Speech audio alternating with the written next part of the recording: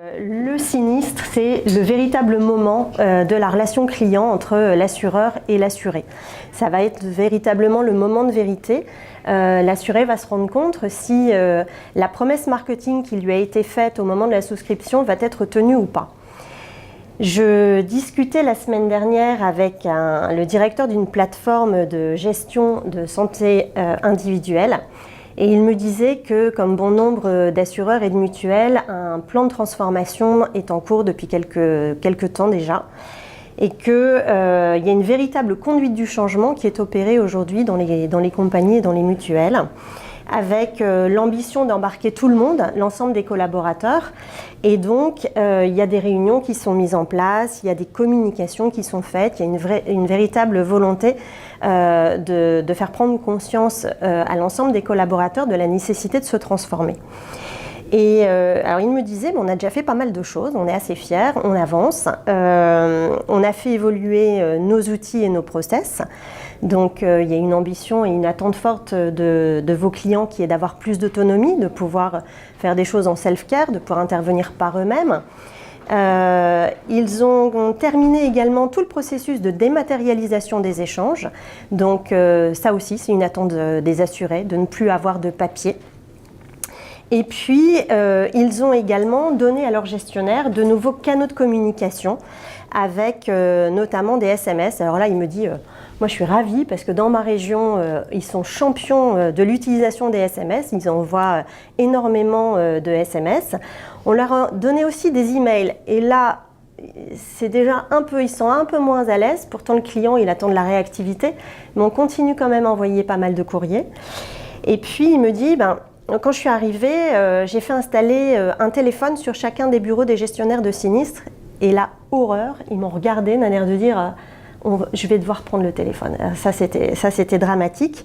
Mais voilà, il commence à faire évoluer les choses. Il me dit par contre, Mélanie, il y a quelque chose qui n'a pas encore véritablement évolué, qu'on a du mal à mettre en place chez nous, c'est de changer le savoir-être.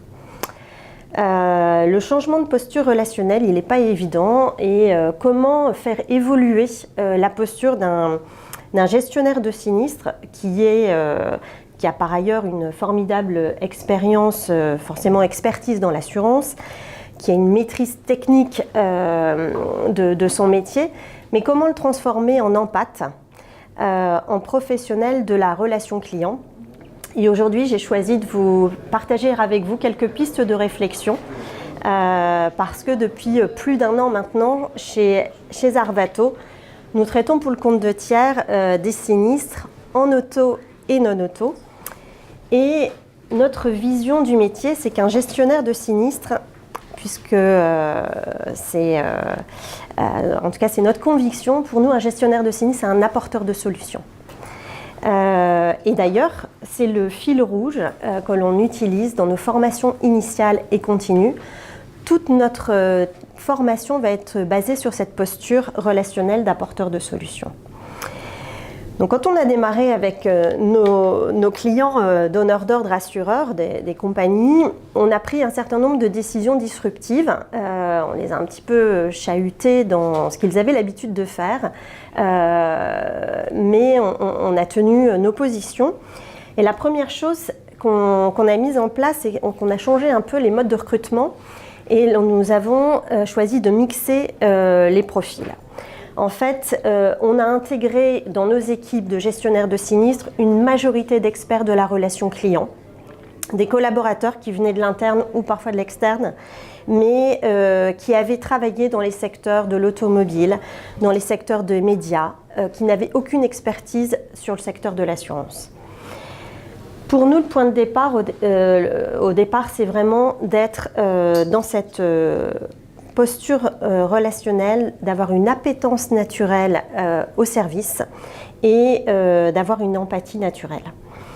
La dimension technique du métier, elle existe, mais elle s'apprend, elle s'acquiert au fil de l'eau, au fil du temps. Alors c'est sûr qu'on ne devient pas un expert et un gestionnaire du jour au lendemain, il faut plusieurs mois, voire une petite année pour être totalement à l'aise, mais la posture relationnelle, elle est aussi primordiale.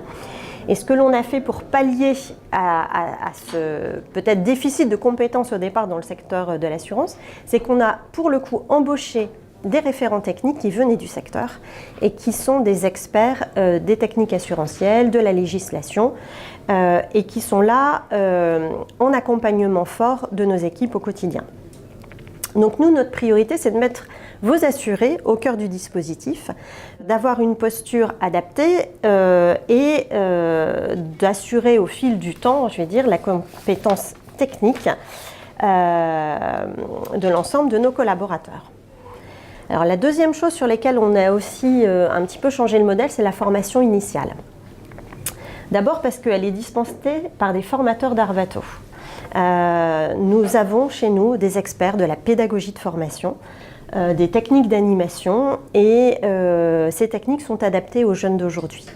Les jeunes d'aujourd'hui ne supportent plus de passer des jours à regarder des slides passés pendant 5-8 semaines, qui étaient les délais annoncés par nos clients donneurs d'ordre pour démarrer une formation. On s'est dit ça ne va pas être possible, ils ne vont jamais y arriver.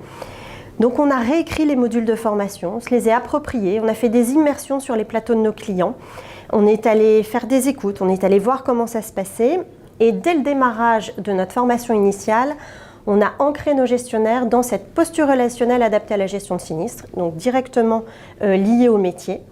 On a aussi retravaillé les processus, on les a formalisés, on les a écrits. Il y a beaucoup de traditions orales dans le secteur de l'assurance. On a pris le temps de tout écrire. On a développé en interne une pédagogie qui s'appelle Actine, qui permet aux collaborateurs d'être de véritables acteurs de leur formation. Et on utilise pour ce faire des processus théâtraux, des jeux de rôle, des mises en situation pratiques, ce qui fait que le temps de pratique, c'est plus de 50% du temps d'un gestionnaire en formation initiale. Donc dès le départ, finalement, il va commencer à traiter de vrais cas.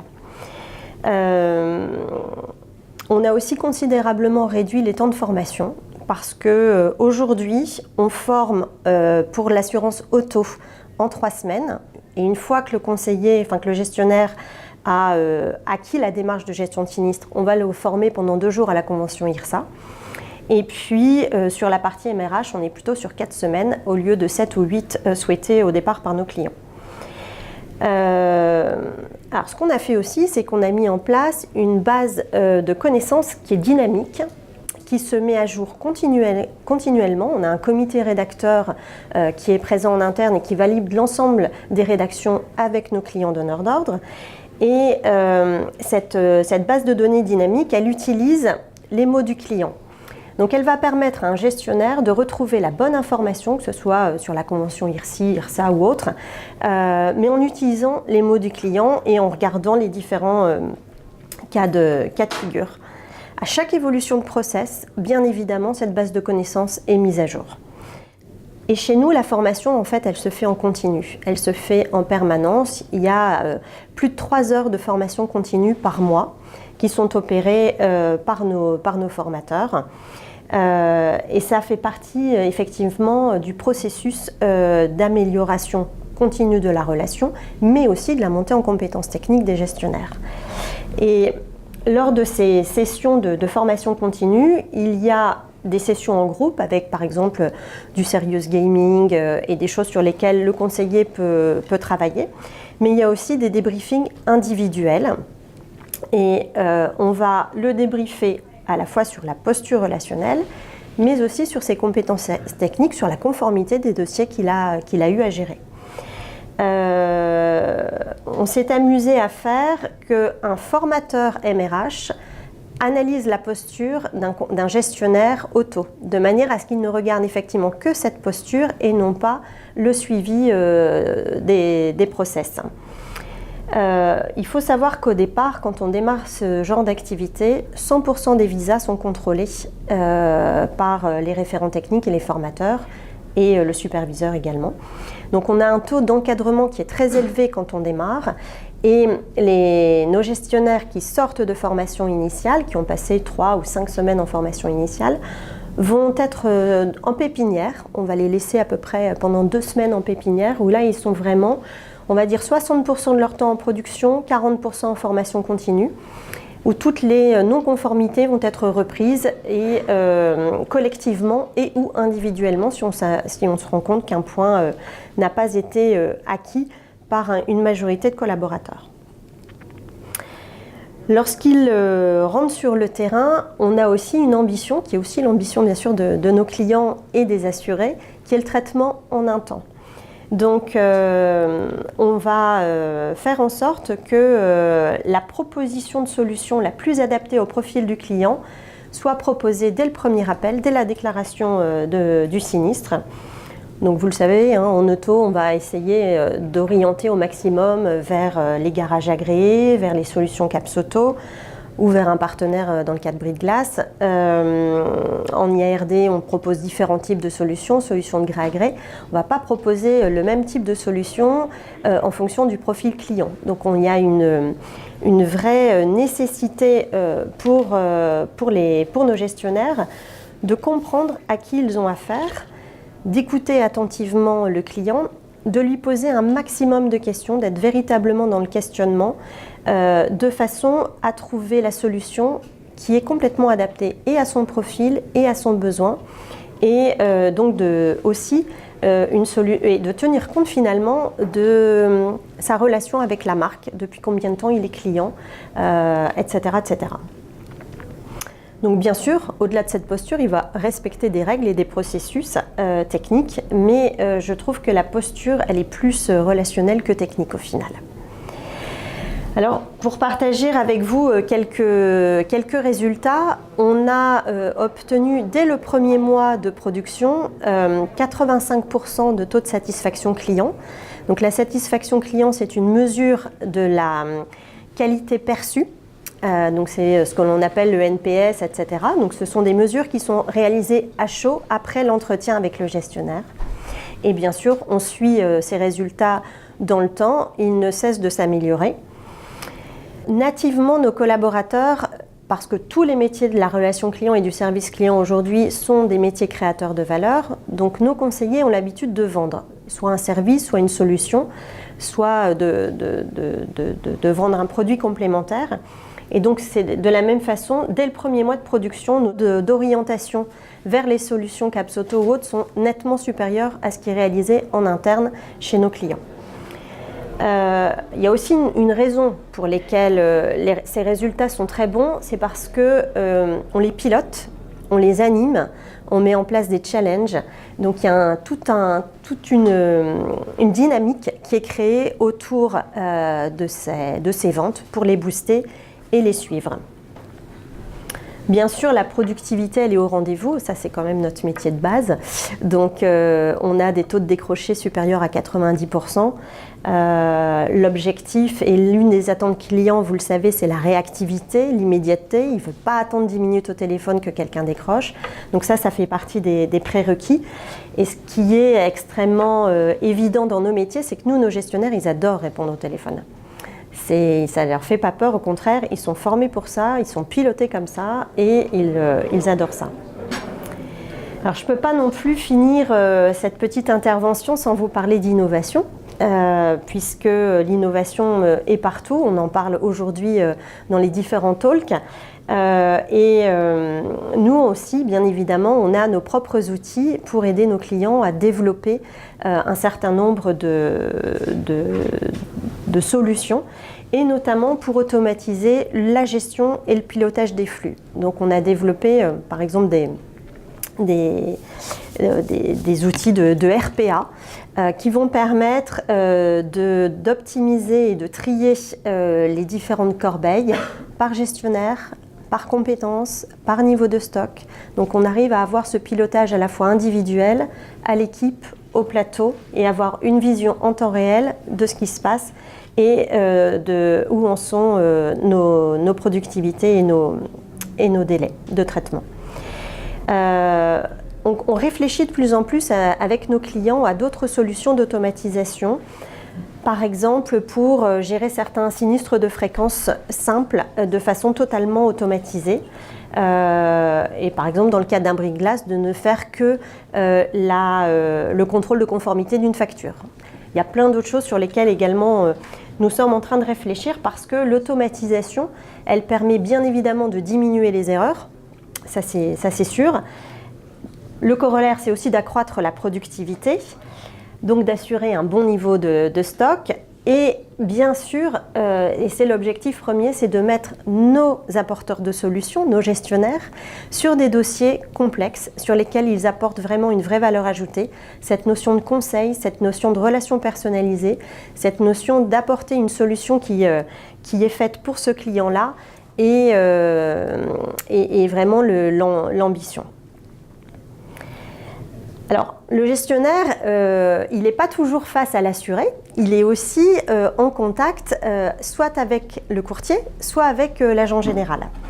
Et du coup, la posture, là encore, est essentielle et elle va être un tout petit peu différente de la posture relationnelle qu'il utilise avec l'assuré. Je vais vous relater une petite anecdote qui est arrivée sur l'un de nos plateaux de courtage il y a un mois, donc c'est assez récent. Donc c'est un dossier qui est ouvert, qui est en cours de traitement. Et puis, ça fait un petit moment qu'il est en cours de traitement. Donc, les dossiers sont partagés entre les sites internes et les nôtres. Et le courtier arrive sur l'une de nos collaboratrices. Il est furieux. Donc, il est vraiment dans un état de stress énorme. Et j'ai envie de vous raconter comment elle a réussi à transformer ce courtier furieux en ambassadeur à la fois de la marque pour laquelle nous travaillons et puis aussi il est devenu enchanté et il espère retomber à chaque fois sur notre collaboratrice parce qu'il est très, très content de la façon dont ça s'est passé.